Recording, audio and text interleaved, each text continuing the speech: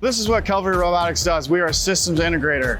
We collaborate with our partners to bring world-class systems to our customers. One of the cells we have is our Stratasys cell, and that's bringing additive manufacturing into the automation world.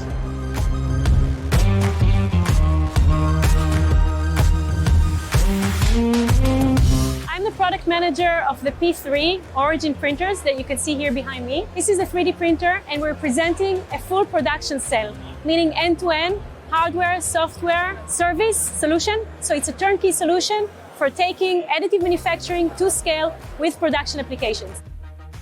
One of the challenges with production is that you need to increase the throughput. You need repeatability.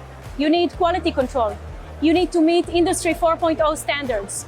All of that is achievable with the full production cell here because you can reduce labor with this. It's done automatically. It's repeatable. You can have traceability. You can have a digital twin of what you plan to do so that as planned and as built are as close as possible. And of course, you can connect to the customer systems of record, whether it's their ERP, PLM solution, MES solution.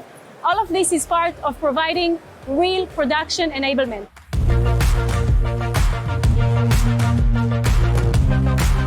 Stratasys is best-in-class printer manufacturers.